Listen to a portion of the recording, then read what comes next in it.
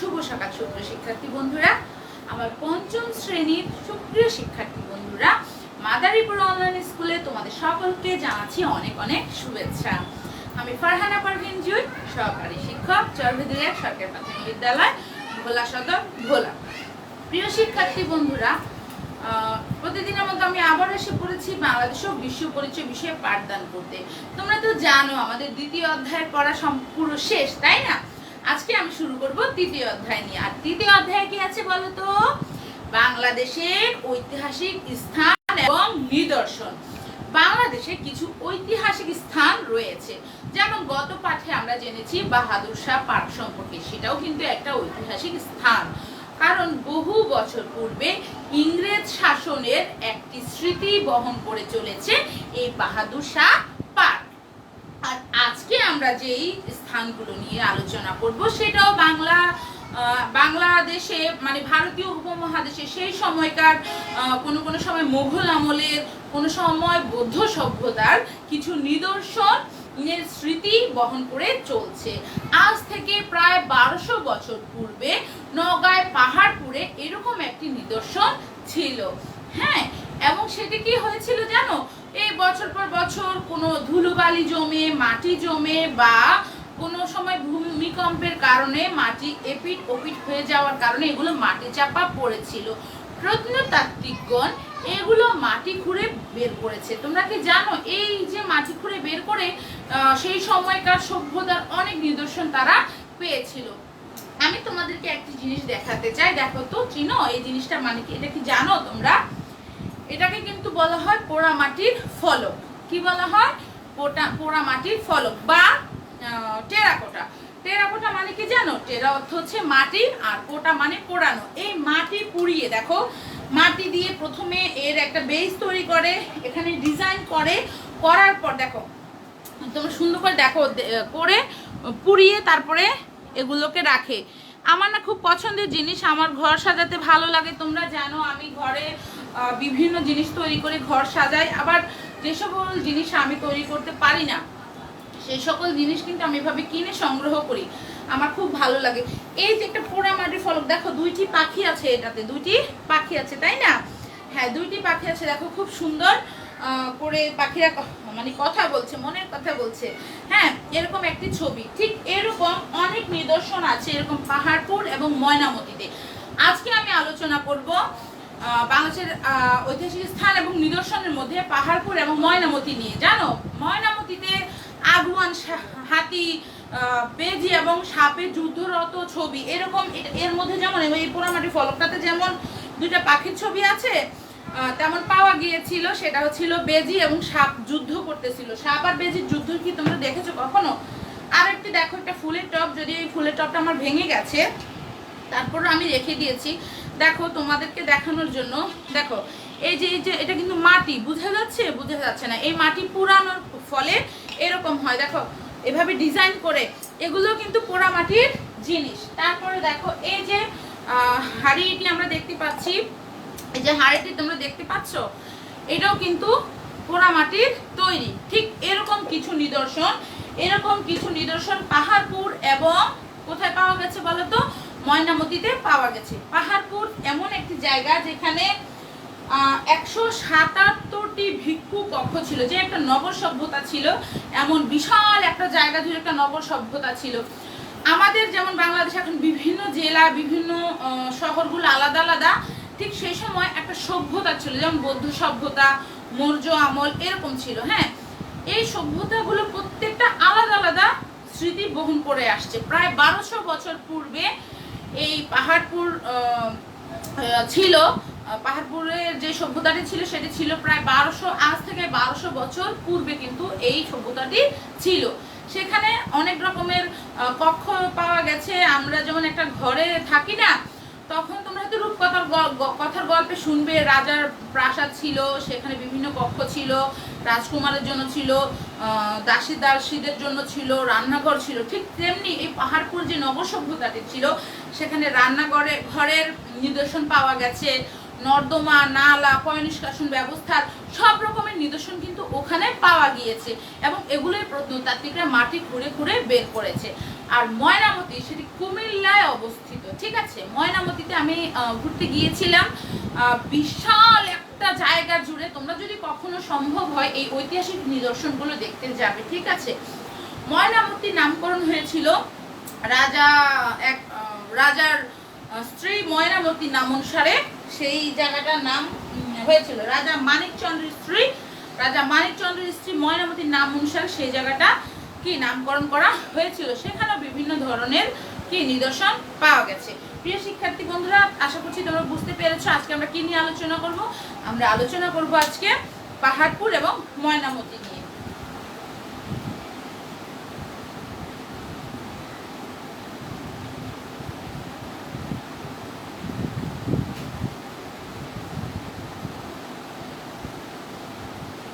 কিন্তু গুরুত্বপূর্ণ একটা টপিক। তোমরা এবার তোমাদের ঝটপট করে বাংলাদেশ ও বিশ্ব পরিচয় বিষয়ে 24 নম্বর পৃষ্ঠা খোলো।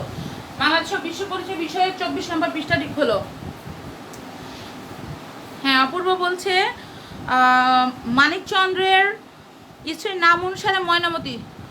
মন এসেছে এমডি সোহেব অলরেডি আমার ক্লাসটি দেখছে, বুঝতে পারছি। নুসরাত পপি বলছে sorry for late, it's okay baby, no problem. কত সুন্দর, হ্যাঁ, পোড়া মাটির ফলক অনেক সুন্দর। তোমরা অবশ্যই এটা সংগ্রহ করার চেষ্টা করবে। দেখো এগুলোর দাম কিন্তু বেশি না, ঠিক আছে।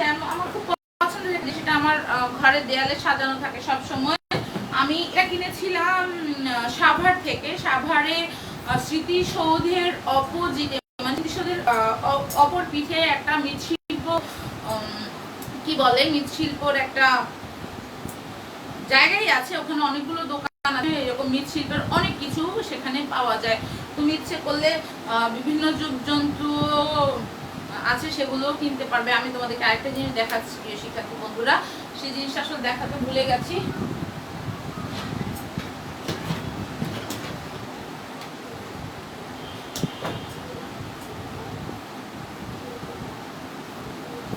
এই যে দেখো,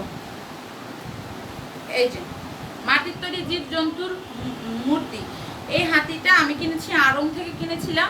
এটা হচ্ছে এরকম অনেক কিছু পাওয়া গিয়েছে পাহাড়পুরে। দেখো হাতিটা, দেখো প্রিয় শিক্ষার্থী বন্ধুরা, তোমরা কি হাতিটা দেখতে পাচ্ছ? হ্যাঁ, এই হাতিটা কিন্তু আমি কিনেছিলাম, আমার খুব ভালো লেগেছে। এটা ওই পাহাড়পুরে এরকম অনেক নিদর্শন পাওয়া গেছে, তোমরা এখন পড়লেই বুঝতে পারবে। আচ্ছা, 24 পৃষ্ঠা খোলো। দেখো পাহাড়পুরের ছবি দেয়া আছে। দেখো পাহাড়পুরের ছবি দেওয়া, এরকম বড় একটা নগর সভ্যতা ছিল সেই সময়।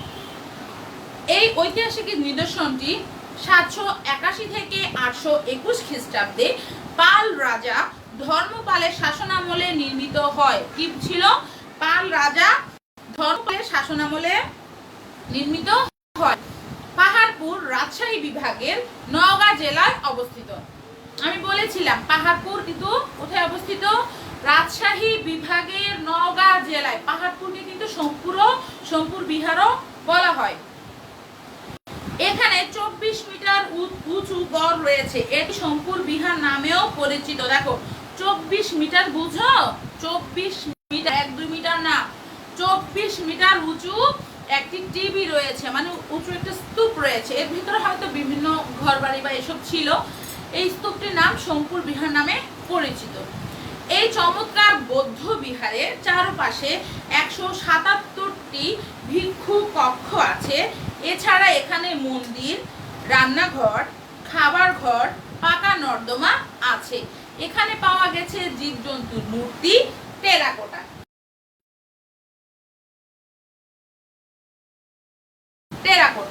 কি পাওয়া গেছে পাহাড়পুরে? তোমাদের আশা করছি মনে থাকবে, আমি যেহেতু এগুলো দেখেছি। কি ছিল? জীবজন্তুর মূর্তি এবং কি বলতো? টেরাকোটা। টেরা অর্থ মাটি, কোটা অর্থ পোড়ানো, ঠিক আছে। মাটি দিয়ে পোড়ানো তৈরি যে কোনো জিনিস হচ্ছে টেরাকোটা। এগুলো পাওয়া গেছে কোথায়? পাহাড়পুরে। পাহাড়পুরে আর কি পাওয়া গেছে?